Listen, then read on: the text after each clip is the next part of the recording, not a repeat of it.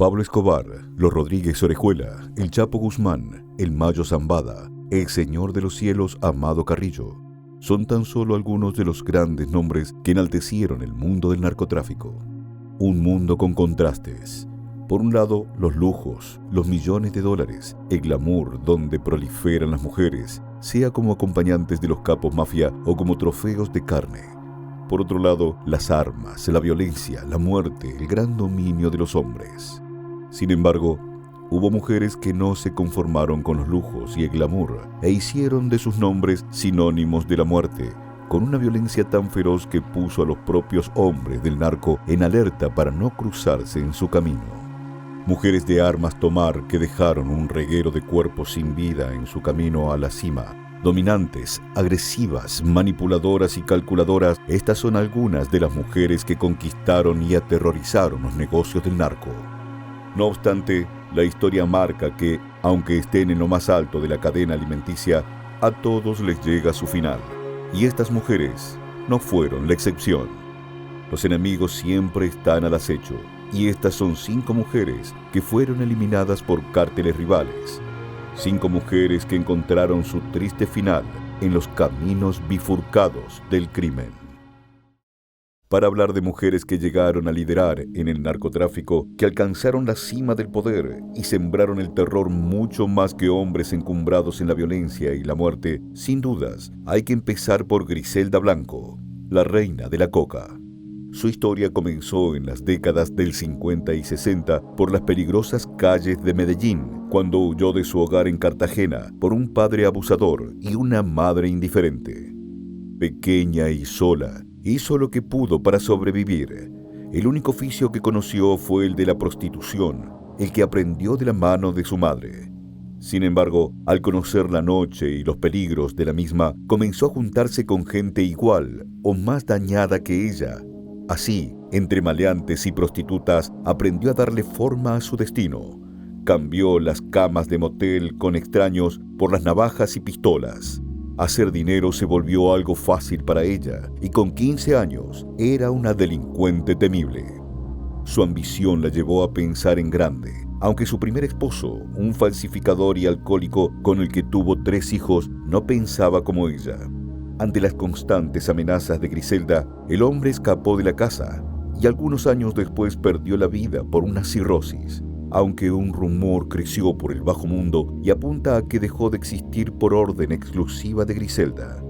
Nadie abandona a la gran señora, como la llamaban.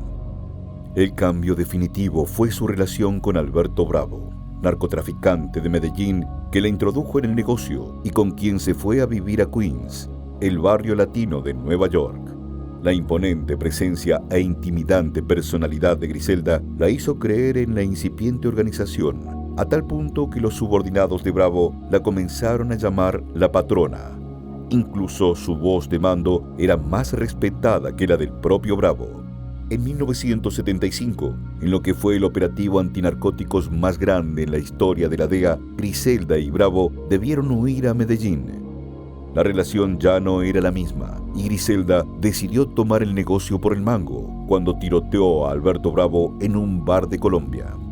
Como la jefa absoluta volvió a Estados Unidos y se estableció en el sur, Miami, Florida, un territorio alejado de la vista oficial por su tranquilidad, destino de retiro para quienes trabajaron toda su vida. Griselda Blanco convirtió aquel apacible lugar en un verdadero infierno en pocos años. Miami se convirtió en sinónimo de drogas y muerte. La madrina estableció las rutas principales del narcotráfico a través del Mar del Caribe y su visión de negocios la impulsó como la verdadera jefa de Miami. Primero, debió imponerse a los traficantes del territorio, que en más de una ocasión la subestimaron por ser mujer. Pero ella entendió que debía ser más feroz que los hombres y desató su furia sobre sus enemigos. Se aprovechó de los marielitos, inmigrantes cubanos que huyeron de la Cuba comunista de Fidel Castro, y los convirtió en su ejército de sicarios. Se ganó su lealtad y se convirtió en una madre para estos asesinos. La maquinaria de muerte de Griselda fue innovadora porque fue la creadora del sicariato motorizado. 2 jóvenes, uno al volante de la motocicleta, el otro detrás con un arma semiautomática. una idea que se propagó muy rápido en Colombia. Griselda, la reina de la coca, fue quien aconsejó al propio Pablo Escobar para adentrarse en el negocio del polvo blanco y fue quien abrió las puertas de Estados Unidos al cártel de Medellín a través de su control absoluto de las rutas del Caribe. Temida por propios y extraños, y con sus enemigos en Miami en plena huida, Griselda aprovechó su apogeo con grandes fiestas que duraban días, en las que todo estaba permitido y los excesos rondaban por doquier. Griselda era adicta al sexo y al bazuco, el despojo de la cocaína, que, sumado a su carácter volátil y violento, la convertían en una bomba de tiempo. Se dijo que se acostaba con un hombre diferente cada noche y que por las mañanas decapitaba a su amante ocasional. Por esta razón y por haber mandado a acribillar a su tercer esposo, Darío Sepúlveda, fue llamada la Viuda Negra. El nombre de Griselda Blanco se convirtió en sinónimo de terror. Incluso hubo quienes decían que era la única persona en el mundo a la que Pablo Escobar temía. Por su sed de sangre desbordó las funerarias de Miami. Los cuerpos se acumularon tanto que las grandes cadenas de comida rápida debieron prestar sus cámaras frigoríficas para los muertos que no entraban en las morgues del Estado. Esto llamó la atención de la DEA y las autoridades policiales. El presidente Ronald Reagan decretó la guerra a las drogas. Griselda ya no tuvo escapatoria y fue apresada el 17 de febrero de 1985. En prisión se casó una vez más con un joven dedicado al narcomenudeo en Los Ángeles, Charles Cosby, quien la admiraba y en sus ansias de grandeza en el negocio la contactó por correspondencia. No obstante, poco duró cuando Cosby la vendió al contar un siniestro plan de su admirada y amada. Griselda planeó y ordenó a Cosby que viaje a Nueva York y secuestre al hijo del difunto presidente John F. Kennedy. Lo usaría para presionar al gobierno y obtener una reducción de pena. Griselda cumplió su condena. Fue liberada en 2004 y deportada a Colombia, donde vivió fuera del radar delictivo en un barrio acomodado de Medellín. No solo cumplió una condena con la justicia de Estados Unidos, sino también de la vida, porque con el correr de los años perdió a sus hijos, bien tras las rejas como ella o por la bala de algún enemigo del pasado. La mafia nunca olvida. El 3 de septiembre de 2012, un sicario en moto le quitó la vida cuando Griselda Blanco, la alguna vez temida reina de la coca, salía de la carnicería. El karma la persiguió hasta el final. Mientras el nombre de Griselda Blanco quedaba en el olvido con el auge de los nuevos cárteles y el dominio mexicano del negocio, un apellido comenzó a sembrar su infame en Centroamérica: la familia Lemus de Guatemala. A diferencia de otros clanes criminales, los Lemus se movieron en esa línea que se desdibuja entre narcotraficantes y políticos, llegando a controlar todos los asuntos gubernamentales de la alcaldía de Jutiapa, en Moyuta, un estado fronterizo con El Salvador, una de las vías principales para los cargamentos del sur al norte de América. Es en este seno de poder donde crecieron Mayra y Marixa Lemus, el terror de Jutiapa, y quienes las conocieron afirmaron que por donde pasaban ellas, pasaba la muerte. Mayra Lemus fue la cabeza del narcotráfico en la lucha por mantener el control de la alcaldía fronteriza, y la mejor forma siempre fue estar coligados a los políticos y meterse en ese mundillo. Que Mayra sea señalada de dama del mal no impidió que sea candidata. De hecho, una de las historias negras que la persiguió fue que le quitó la vida a su esposo en los 90s y que se deshizo del cuerpo en otra ciudad. Nunca fue juzgada ni acusada por esto, pero en Jutiapa todos sabían que fue ella quien se encargó de todo. Como también sabían que lanzarse como candidato a la gobernación de Jutiapa era una sentencia de muerte con Mayra como jueza. En una década varios candidatos perdieron la vida de maneras sospechosas: accidentes de tránsito, suicidios, balaceras.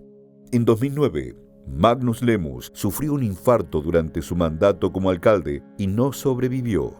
Mayra se postuló para ocupar el puesto de su hermano. La mano dura de Mayra en Jutiapa era para controlar un punto clave y millonario del negocio del narcotráfico.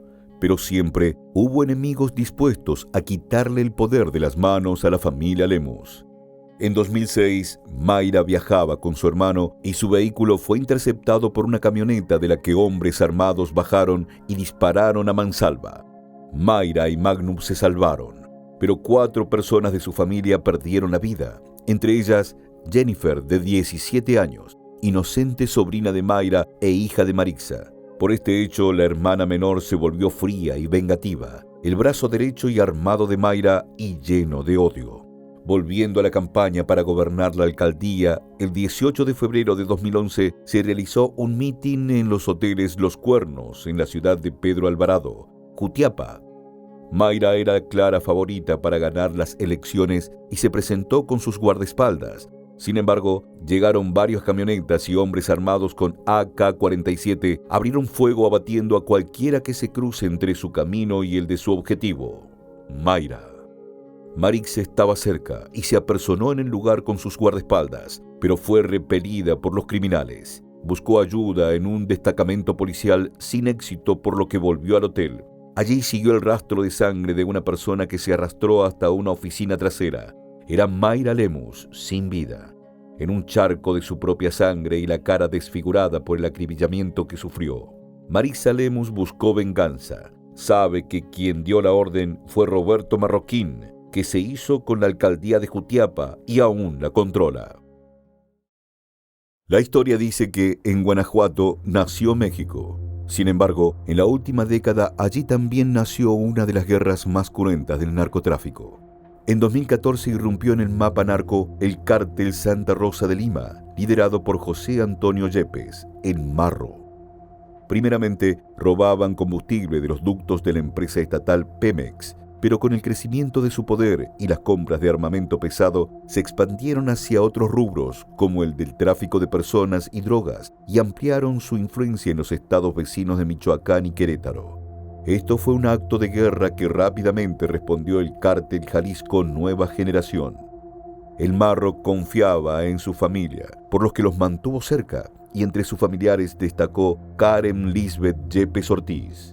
La hermana impuso respeto entre los subordinados del cártel. Era una mujer fría, calculadora, astuta y temible, por lo que se ganó el mote de la señora. Pero no todo era violencia y sangre para Karen, y se enamoró de un fiel lugarteniente de su hermano, el Calamaro. En plena guerra contra el CJNG, la señora y su amado decidieron casarse. El 11 de enero de 2020, en la iglesia de la Virgen de San Juan de los Lagos de la comunidad de Pelavacas, Celaya, Guanajuato, Karen estaba vestida para la ocasión, de un blanco impoluto en el altar, con su futuro esposo a punto de dar el sí, acepto. Pero un grupo de camionetas blindadas del cártel Jalisco Nueva Generación se apersonaron en el lugar y abrieron fuego para dar de baja al Marro. El Marro escapó, pero entre las ráfagas de balas, 2 vidas se perdieron, el Calamaro y Karen. Esto supuso un duro golpe para el capo del cártel Santa Rosa de Lima, que se escondió y escapó hasta que finalmente fue capturado en agosto de 2020. Cuando muchos supusieron el final del cártel en manos de la policía y el CJNG, un nuevo y misterioso líder surgió de las sombras con golpes brutales y precisos. El año 2022 llegaba a su final, cuando en Tarimono fueron acribillados 2 policías y un excomandante fue masacrado en su hogar junto a su padre, su cuñada y su sobrina de 7 meses. Todos participaron en una u otra forma en las capturas de los Yepes Ortiz. También se dieron narcobloqueos y quema de vehículos en 5 municipios de Guanajuato, y el 17 de diciembre de 2022 sucedió la tristemente conocida masacre de Salvatierra, cuando un grupo armado del cártel Santa Rosa de Lima arremetió a balazos en la fiesta de una posada, porque no los dejaron entrar, quitando la vida a 12 jóvenes. ¿Quién estaba al mando de Santa Rosa? En 2023, un grupo de activistas hackeó bases de datos del Ejército de México, donde se conoció que estaban detrás de la pista de Karen Yepes Ortiz, quien presuntamente no perdió la vida en su casamiento y cimentó su poder en las sombras para hacer frente al CJNG del Mencho, y trazó líneas con grupos criminales como la Gente Nueva Salazar, los Escorpiones y mercenarios colombianos. Al día de hoy, el misterio continúa. ¿La señora perdió la vida en el altar o regresó para vengar la muerte de su amado? En los últimos años, la igualdad de género llegó también en las organizaciones criminales y cada vez más frecuente es toparse con féminas portando armas y con el poder de sesgar vidas. Entre estas, hubo un comando que se hizo de una fama temible, conformado solo por mujeres y llamado el Cártel de las Flacas. Todas eran muy jóvenes, flaquitas, delgadas, esbeltas, de pelo recogido y muy tirante hacia atrás, lentes de sol y ametralladoras de grueso calibre. Su aspecto aniñado las hacía pasar por desapercibidas entre sus víctimas, lo que las volvía muy efectivas. Hubo una joven que destacó por encima de todas, Jocelyn Alejandra Niño. Fue parte del Cártel del Golfo, más precisamente de la facción Los Ciclones. Jocelyn se movió por la zona norte de Tamaulipas y tenía una simple misión que cumplió con grandes resultados: eliminar a los escorpiones y los metros. La llamaron La Flaca por su apariencia de niña y muy delgada, aunque por su ferocidad con las armas y su falta de misericordia con sus rivales, muchos la asociaron con Santa Muerte, aquella figura a la que rinden culto los sicarios y criminales del narcotráfico. En su delgado brazo llevaba tatuado Niño, es decir, su apellido. En enero de 2015, una foto cambió su vida cuando apareció en el foro de internet Valor por Tamaulipas. Este es un sitio web donde periodistas y civiles denuncian a delincuentes de forma anónima para ayudar a las autoridades policiales. Que el mundo conozca el terror que viven. En dicha foto, la flaca estaba con una sonrisa gigante, casi esquelética, y una gran ametralladora. La imagen se volvió viral y se convirtió en el ícono del sicariato femenil. Pero para quienes viven y mueren por el hierro, la fama puede ser un gran enemigo, y sus enemigos la convirtieron de inmediato un objetivo principal. El auge del Cártel de las Flacas provocó grandes bajas a los escorpiones y los metros, por lo que desarrollaron un placer especial al eliminar a cada una de esas mujeres. Jocelyn creyó estar en el camino indicado. Se imaginó llegar a ser una jefa de jefes, como lo fue Griselda Blanco. Solo tenía que seguir arrebatando la vida de sus enemigos, que los capos vean que era de temer. Sin embargo, todo cambió entre el 12 y 13 de abril de 2015, en cercanías del río Bravo, cuando fue secuestrada por miembros de los metros. Fue ejecutada de un tiro en la cabeza. Para el día 14 de abril fue encontrada de la peor manera en el puente fronterizo Matamoros, que separa Tamaulipas de Brownsville, ciudad de Texas, Estados Unidos. En dicho puente había una hielera con una narcomanta. El mensaje era claro: eso le pasaría a cualquiera que ayude a los ciclones, y la firmaban los metros. Dentro de la hielera encontraron cuerpos descuartizados de 2 mujeres y un hombre decapitado. Una de las chicas fue identificada como un agente policial, mientras que la otra fue reconocida por su brazo, donde resaltaba un tatuaje: Niño. La flaca tuvo una carrera efímera, sentenciada por su ferocidad y una simple fotografía. Las mujeres de armas tomar cada vez son más frecuentes, y una que destacó fue la Güera Loca, implacable y más feroz que muchos hombres. Crecida en Navolato, Sinaloa, Yesenia Pacheco Ramírez fue una joven coqueta que cuidaba su figura y destacaba por las llamativas tinturas en su pelo, como un rubio dorado o distintos colores. Pero la chica no quería llamar la atención de los muchachos por su belleza. Su ambición la empujó a conseguir lo que ella merecía: el dinero, lo que quería ganar con sus manos, al costo que sea. Su arrojo y osadía llamó la atención de un miembro del Cártel del Golfo, que le propuso la mudanza de estado e iniciar una carrera en la organización. Yesenia no lo dudó y abandonó su Sinaloa natal. Era el año 2009 y se inició como halcona en Tamaulipas. Su función era vigilar e informar sobre cualquier movimiento en el territorio controlado por el Cártel del Golfo. Eran años movidos y la guerra contra los Zetas recién comenzaba, y la desmesurada ambición de Yesenia la llevó a tomar las armas, y por su furia en combate la llamaron la Rubia Loca. Se unió a una célula especial del Cártel del Golfo, dedicada a expulsar y eliminar a los Zetas en Tamaulipas, y fue durante uno de estos operativos donde fue que alcanzó la fama. Todo fue filmado y subido a las redes sociales. En el video se podía ver a hombres de los Zetas derrotados, de rodillas, y Yesenia cortando la cabeza de uno de ellos. Luego se la veía disfrutar mientras arrancaba la piel de otro joven con un cúter. Se ganó el nombre de la Güera Loca y llegó a comandar su propio grupo armado, al que llamó Las Hienas, y estaba conformado exclusivamente por mujeres. Aún en un puesto de poder, siguió al lado de sus subordinados y con frecuencia se encargó de cortar cabezas y descuartizar los cuerpos de sus rivales. Dio una feroz caza a los Zetas en Matamoros y Tamaulipas. Su reguero de sangre y terror la convirtió no solo en un objetivo de los Zetas, sino que se ubicó como una de las más buscadas por las autoridades mexicanas. En 2014, los Zetas dieron con su ubicación y en un operativo comando la secuestraron junto a otras mujeres de sus hienas. La filmaron, como alguna vez lo hizo ella, de rodillas junto a otras mujeres, golpeadas y torturadas. Las rodeaban hombres armados de los Zetas que las interrogaron. La última dijo ser Yesenia Pacheco, y allí nomás le cortaron el cuello con un machete. Perdió lentamente la vida en el suelo. Su cuerpo fue encontrado en un descampado. Le habían cortado la cabeza y el cuerpo en distintos pedazos. Los Zetas dejaron un mensaje con Yesenia, una advertencia a cualquier mujer que levante las armas contra ellos. Mal asociadas con el dinero, las joyas y el glamour, hubo mujeres que supieron conquistar el mundo del narcotráfico dominado por los hombres y lo lograron siendo más feroces y letales que ellos. Detrás de una sonrisa escondieron los mejores talentos para el crimen y sembraron el terror entre los capos más poderosos. Algunas llegaron a ser verdaderas jefas, temidas y respetadas al mismo tiempo. Otras fueron despiadadas sicarias. Unas y otras, tal como los hombres, alcanzaron el mismo final a través de las balas.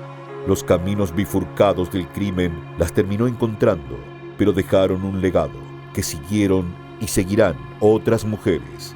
En un mundo cada vez más igualitario, más mujeres se suman a los cárteles, más mujeres lideran el narcotráfico.